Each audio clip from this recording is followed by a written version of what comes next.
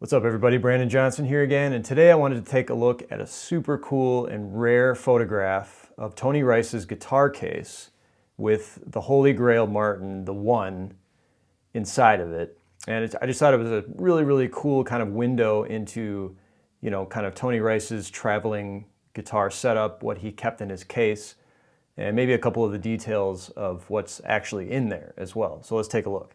So I found this awesome picture from an interview on a website called chiefnota.com, and I just thought it was such a cool picture that I wanted to make a video out of it and kind of break down the different things that are actually in this picture.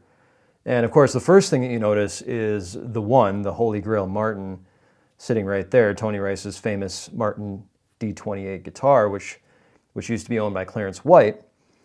And what I love about this guitar, obviously, is not only just its iconic status and his historic standing in the world of acoustic guitars, but specifically just the character that this instrument has. I don't know if I've ever seen another guitar with more character. I mean, he played this thing throughout almost his entire career until later on getting a Santa Cruz guitar, which he modeled very closely after this one. But this is the original. And this photograph, I believe, was taken in 1996 at Tony Rice's house in North Carolina. And of course, you can see some of the iconic features of this guitar, like the enlarged soundhole, which apparently was sort of carved away by its original owner, probably back in the 30s or 40s.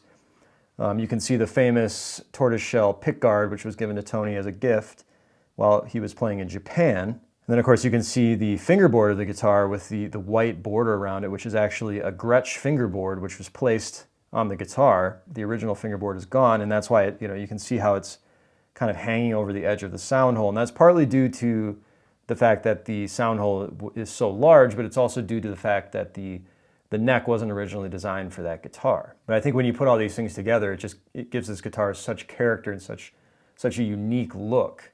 And in my experience, of course, what's interesting about Martins is that they tend to have a very round, kind of mid-rangey tone, which kind of distinguishes it from other brands of guitar like Taylor, which are more bright. And what you'll see here in this image is these diaquisto strings. And these are actually nickel-wound strings for nickel-wound acoustic guitar strings. Typically you'll see phosphor bronze or bronze-plated strings. But these old brand of strings are actually nickel-plated, and that's what Tony played on this iconic Martin. And I did some research into this, and these diaquisto strings are no longer being produced, so they don't actually exist anymore. And I think I read on a forum that the original producers of these strings went over to D'Addario, and if you go online, you can actually see that D'Addario makes a nickel-wound acoustic guitar string, so it's possible that maybe that's kind of the continuation of these old diaquisto strings. And quoting this interview that I read here, where I got this image from, the interviewer asks him, "What strings do you use?" And Tony Rice says, "I started using strings especially made for me, made by Diaquisto. I've been using the Vinci strings. It was the best in the world and I really liked them. The company disappeared when the president Tom Vinci retired. I think Vinci still exists. When that happened, Dan Duffy, who was the manager at Vinci, moved to Diaquisto as the general manager. He called me up one day and I asked him if he could make a nickel-wound steel string. A few months later, he sent me a set and it was a really wonderful string. I mean, nothing ever sounded that good." And then he goes on to say, "It feels good to the touch and the sound is gorgeous." I mean, coming from Tony Rice, that's a pretty solid endorsement for nickel-wound strings. And I just think it's interesting that he was so drawn to these nickel-wound strings. And in my own personal opinion, I think it has to do with the tonal quality of his Martin guitar. I think it was maybe because of the enlarged soundhole that gave it more of a rounded tone, and that these nickel-wound strings maybe kind of balanced out that mid-ranginess and just hit that perfect sweet spot for him.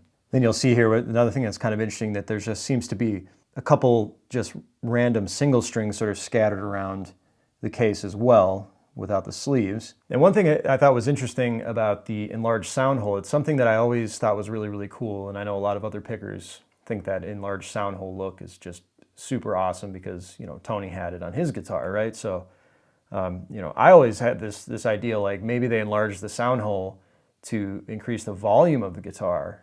Back in the day when they didn't have pickups in their instruments and they had to use low quality microphones or no microphones at all during performances.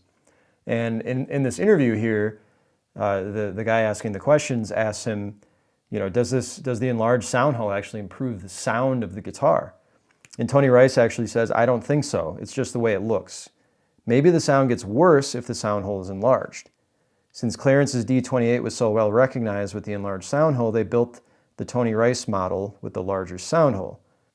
Good sounding pre-war Martins have the regular Soundhole.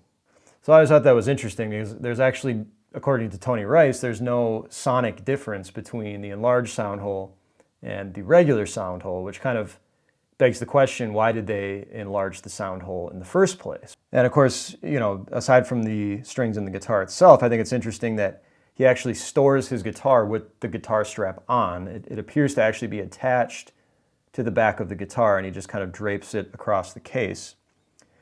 And speaking of that case has a really interesting backstory as well.